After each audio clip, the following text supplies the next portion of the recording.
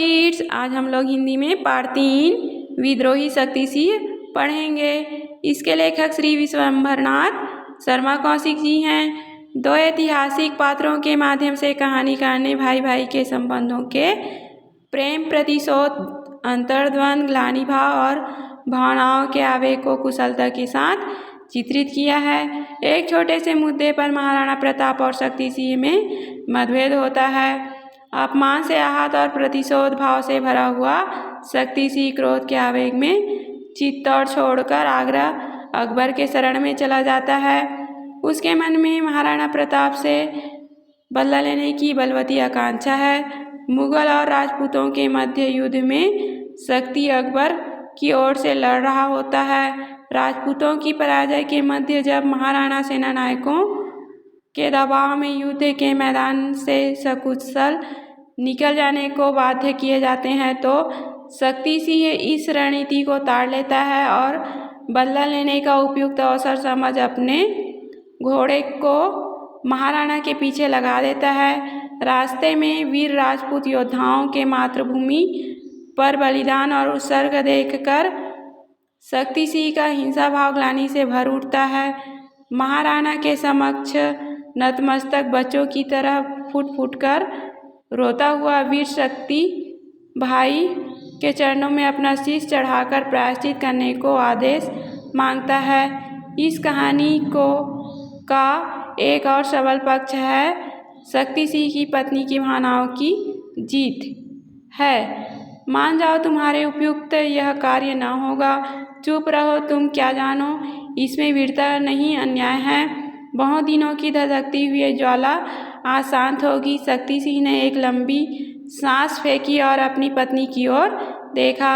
छी छी, कलंक लगेगा, अपराध होगा, अपमान का बदला लूँगा, प्रताप के गर्व को मिट्टी में मिला दूँगा, आज मैं विजयी होऊंगा, बड़ी दृढ़ता से कहकर शक्तिसिंह ने शिविर के द्वार पर से देखा। मुगल सेना के चतुर सिपाही अपने अपने घोड़ों की परीक्षा ले रहे थे। धूल उड़ रही थी। बड़े साहस से सब एक दूसरे में उत्साह भर रहे थे। निश्चय ही महाराणा की हार होगी। 22,000 राजपूतों को दिन भर में मेरे द्वारा बुलाई गई मुगल सेना काट कर सूखे डंठल की भांति गिरा देगी, साहस से शक्तिसिंह ने कहा। भाई पर क्रोध करके देशद्रोही बनोगे? कहते कहते उस राजपूत बाला की आंखों से चिंगारियां निकलने लगी। शक्तिसिंह अपराधी की तरह विचार करने लगा। जलन का उन्माद नस नस में दौड़ रहा था। प्रताप के प्राण लेकर ही छोड़ूंगा, ऐसी प्रतिज्ञा उसने की थी। नादान दिल की सी तरह न मानेगा, उसे कौन समझा सकता था। रणभेरी बजी, कोलाहल मचा, मुगल सैनिक मैदान में एकत्रित होने लगे। पत्ता पत्ता खड़खड़ा उठा, बिजली की भांति तलवारें चमक रही थी। उस दिन सब में उत्साह था। युद्ध के लिए भुजाएं फड़कने लगी। शक्तिसिंह ने घोड़े की लगाम पकड़कर कहा, आज अंतिम निर्णय है, मरूंगा या मारकर ही लौटूंगा। शिविर के द्वार पर खड़ी मोहिनी अपने भविष्य की कल्पना कर रही थी। उसने बड़ी गंभीरता से कहा, ईश्वर आपको सद्बुद्धि दे, यही प्रार्थना है। एक महत्वपूर्ण अभियान के विध्वंस की तैयारी थी। प्रकृति कांप उठी। घोड़े और हाथियों के चित्कार से आकाश थरथरा उठा।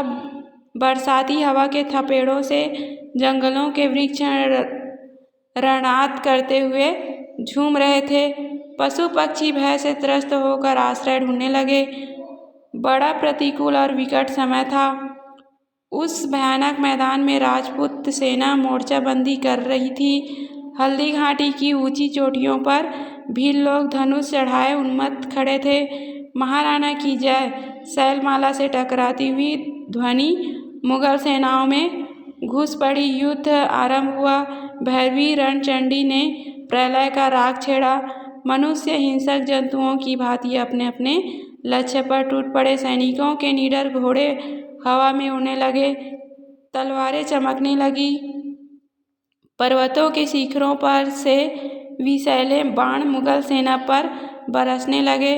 सूखी हल्दी घाटी से रक्त की धारा बहने लगी। महाराणा आगे बढ़े। शत्रु सेना का व्यूह टूटकर तितर-बितर हो गया। दोनों ओर के सैनिक कट कट कर गिरने लगे। देखते देखते लाशों के ढेर लग गए। भूरे बादलों को लेकर आंधी आई। सलीम के सैनिकों को बचने का अवसर मिला। मुगलों की सेना में नया उत्साह भर गया। तोप के गोले उथल पुथल करने लगे। धाए धाए करती हुई बंदूकों से निकली हुई गोलियां दौड़ रही थी। ओह, जीवन कितना सस्ता हो गया था। महाराणा शत्रु सेना में सिंह की भांति उन्मत्त होकर घूम रहे थे। जान की बाजी लगी थी। वे सब तरह से घिरे थे। हमला पर हमला हो रहा था। राणा संकट में पड़े थे। बचना कठिन था। 7 बार घायल होने पर भी पैर उखड़े नहीं। मेवाड़ का सौभाग्य इतना दुर्बल नहीं था। मानसिंह की कुमंत्रणा सत्य सिद्ध होने वाली थी। ऐसे आपत्ति काल में वह वीर सरदार सेना सहित वहां कैसे आया? आश्चर्य से महाराणा ने उसकी ओर देखा और मन्ना जी ने उनके मस्तक से मेवाड़ के राज चिन्ह को उतारकर स्वयं धारण कर लिया। राणा ने आश्चर्य और क्रोध से पूछा, अरे यह क्या? आज मरने के समय एक बार राज चिन्ह धारण करने की बड़ी इच्छा हुई है। हंसकर मन्ना जी ने कहा। राणा ने उसकी उन्मादपूर्ण हंसी में अटल धैर्य देखा। मुगलों की सेना में से शक्ति सिंह इस चातुरी को समझ गया। उसने देखा घायल प्रताप रण क्षेत्र से जीते जागते निकले चले जा रहे हैं और वीर मन्ना जी को प्रताप समझकर मुगल उधर ही टूट पड़े हैं। उसी समय 2 मुगल सरदारों के साथ महाराणा के पीछे पीछे शक्ति सिंह ने अपना घोड़ा छोड़ दिया। खेल समाप्त हो रहा था।